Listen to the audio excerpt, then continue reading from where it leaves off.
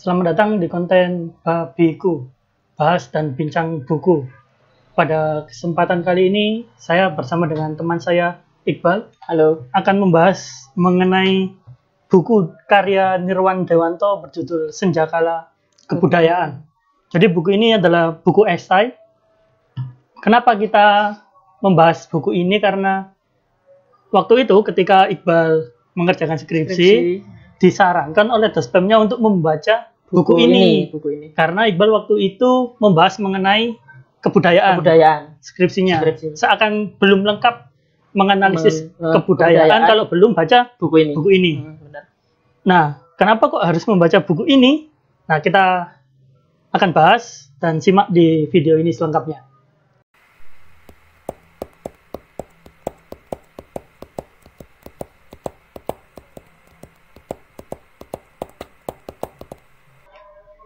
Jadi kita akan membahas mengenai buku esai Nirwan Dewanto berjudul Senjakala Kebudayaan. Kalau menurut Iqbal, hal menarik apa sih yang ada di dalam buku ini yang membuat kita sebagai anak sastra atau anak yang kuliah di jurusan humaniora itu pentinglah membaca buku ini? Ada hal apa emangnya? Jadi sebenarnya buku ini adalah sebuah karya yang cukup menarik ya untuk menjadi pembahasan teman-teman yang suka dengan studi humaniora, kesusastraan dan lain-lain gitu. Yang terkait dengan hal itu. Tapi sebelum kita membicarakan hal menariknya, ada minusnya. Bukan cacat sebenarnya, tapi mungkin ada beberapa orang yang masih belum bisa menuju titik nyaman membaca buku ini. Nah, kenapa kok bisa seperti itu? Karena selain karena pembahasannya yang mungkin akan sangat dalam dan juga sangat intim terkait sejarah dan kebudayaan, Nirwan Dewanto juga mengemas hal itu dengan pembahasan yang cukup berat, cukup rumit gitu loh. Sehingga mungkin teman-teman akan merasakan yang namanya jet lag dulu ketika membaca satu kali. Sehingga disarankan kepada teman-teman nanti ketika memang benar ingin paham buku ini, membaca lebih dari satu kali dan tidak terburu-buru. Itu dua hal yang memang harus diperhatikan dalam membaca buku ini agar tidak ada poin-poin yang terlewatkan ya, dalam membaca dan mengambil pesan apa yang ingin diperoleh oleh pembaca gitu.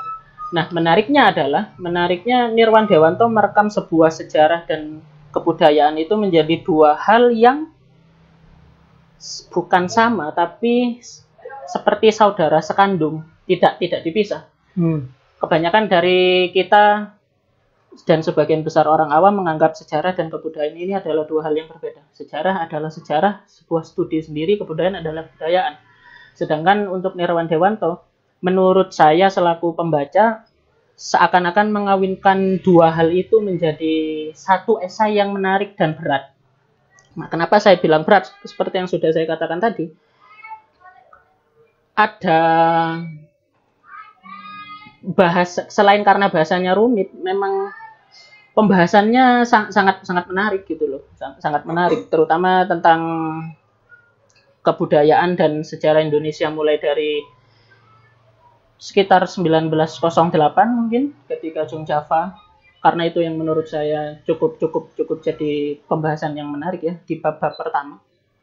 Dan selain itu juga untuk teman-teman yang pemerhati sastra, itu malah buku ini menjadi buku bacaan yang menurut saya cukup wajib juga agar tahu bagaimana perjalanan sejarah sastra Indonesia gitu loh, selain membaca bukunya Ajip Rosidi yang itu tentang ikhtisar sejarah sastra. Itu sih menurut saya. Jadi kesimpulannya adalah ada 3 studi ilmu ini dalam satu buku yang menurut saya berat gitu loh dan menarik. Yang pertama adalah sejarah, kedua kebudayaan, yang ketiga adalah sastra gitu. Sehingga memang sangat recommended lah. Tapi kalau berat tadi misalkan, aku juga merasakan berat, tapi hanya di awal. Oh gitu. Ketika membaca, kan di sini ada 3 bab ya, setidaknya gambaran besarnya. Ada yang mengenai kebudayaan dan kesenian secara umum, yang pertama. Yang kedua kan bahas tentang sastra. Yang ketiga lebih khusus lagi bahas teater gitu. Benar-benar. Yang bagian awal mengenai kebudayaan itu kan dibuka dengan pidato kebudayaan dia 1991. Nah itu yang berat itu. Karena sepertinya itu rangkuman dari semua yang ada di buku dia. Benar-benar. Kayaknya lebih enak mungkin ketika membacanya itu dibaca dulu semuanya. Pokoknya yang pidato kebudayaan dibaca terakhir aja. Lah, ya. Setelah selesai kan. Iya, lah itu kayaknya. Oh, ini loh maksudnya, ini loh maksudnya. Soalnya saya ketika baca awal itu kayak ini maksudnya apa ya? Nah, baru ternyata ketika baca setelahnya, oh ternyata gini maksudnya. Enak lah kalau misalkan ini bacanya yang di akhir-akhir. Benar-benar. Juga nanti mungkin apa ya dalam prosesnya teman-teman lebih baik mencatat poin-poin apa saja agar tidak terlewat karena terlalu banyak poin penting yang disampaikan oleh Nirwan gitu dalam buku ini sehingga agar tidak tumpang tindih atau mungkin ada yang terlewat sebenarnya ada tapi kita lupa. Itu tadi mencatat itu penting. Kemudian kalau saya impresi pertama baca buku ini ya, itu ada perasaan bahwasanya oh ternyata pengkotak-kotakan sastra yang ada di hari ini ternyata dilandasi sebuah sejarah yang luar biasa panjang ya. Nah, ada ya, benar-benar. Oh, begini sehingga saya bisa lebih berempati lah mungkin kenapa kok jadinya seperti ini, banyak pengkotakan. Akhirnya belakangan sastra hari ini tuh banyak berantemnya. Ternyata ini sudah terjadi cukup lama. Ya, benar. Benar, malah mungkin lebih jauh daripada Lekra dan Manikebu ya mungkin. Jauh dari itu. Sehingga kalau teman-teman berpikir titiknya di Lekra dan Manikebu itu kurang tepat, makanya di buku ini malah dijelaskan lebih dari itu gitu. Kemudian kalau di buku ini kan dibahas mengenai ini globalisasi, yang hubungannya nanti dengan lokalitas. Benar-benar. Yang mana ini bagi kita pembaca sastra yang istilahnya baru belajar begitu, kan kita sudah mulai merasa bosan dengan lokalitas-lokalitas. Tetapi kenapa kok lokalitas itu naik? Di sini dijelaskan bahwasanya ternyata ketika buku ini kan diterbitkan 96. Pada waktu tahun-tahun 92 mulai gencar omongan mengenai globalisasi. Di mana ketika gencar omongan globalisasi itu didasari adanya arus informasi yang begitu banyak sehingga ada ketakutan bahwa nanti itu ketika informasi mudah diakses, karya sastra akan ada monokultur kalau bahasanya di sini. Ada kesamaan kebudayaan yang mana nanti karya sastra jadi monoton. Nah, atas dasar itu mungkin orang-orang belakangan sangat tertarik terhadap lokalitas. Terus kalau membahas di buku ini lagi ya, salah satu ketakutannya selain akan hilangnya lokalitas, itu akan hilangnya pusat penilaian.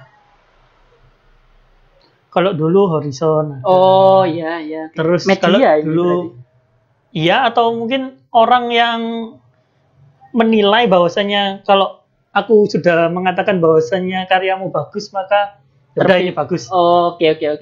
Nah itu akan hilang karena pada akhirnya nanti di arus globalisasi atau mungkin di era sekarang lah ini sudah semua orang bisa menilai.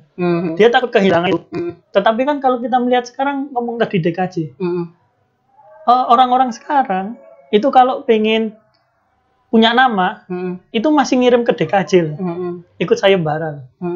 Berarti kan ketakutan ini nggak relate, nggak terjadi. Iya, maksudnya kalau di era sekarang masih ada hal itu loh, masih ada yang menilai.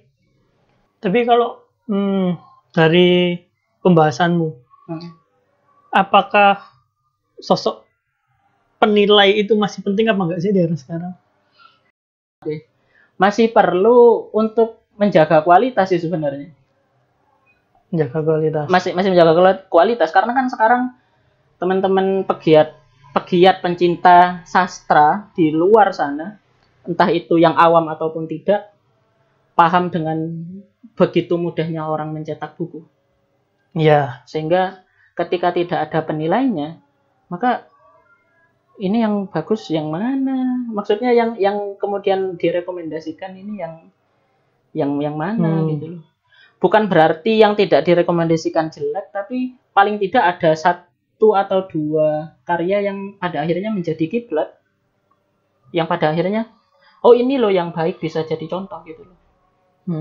Daripada orang awam nih yang belum tentu isinya entah itu sebuah ajaran yang kurang baik atau apa, bilang ini buku saya bagus, saya sudah terbit bukunya, kan itu dua hal yang berbeda saya rasa. Jadi memang masih perlu, tapi ada pembaharuan gitu loh untuk tukang nilai ini. Atau mungkin jangan-jangan semakin mudahnya orang mencetak buku, siapapun bisa mencetak buku sekarang, bisa nulis langsung dicetak. Jangan-jangan dengan kemudahan itu malah harus lebih banyak penilai lagi. Untuk beberapa lini banyak penilai nih maksudnya. Misalkan seperti yang teen lead penilainya ini, yang penilainya ini, itu lebih baik daripada yang kanon menghina yang teen lead misalnya. Itu kan enggak ini. Kemudian balik lagi ke skripsimu. Kan menganalisis mengenai bukunya Ratna Indraswari Ibrahim, Pecinan benar. Kira-kira kenapa kok harus membaca buku ini dulu? Apakah jangan-jangan terkait bahwasanya ini membahas mengenai budaya Tionghoa, sehingga mungkin perlu dia cari akarnya, apakah ini yang lokalitas atau modernitas? Mungkin Tionghoa ini masuknya mana coba? Sama kayak cerita-cerita Sufi. Ini masuknya mana nih? Itu menjadi pembahasan yang cukup rumit juga.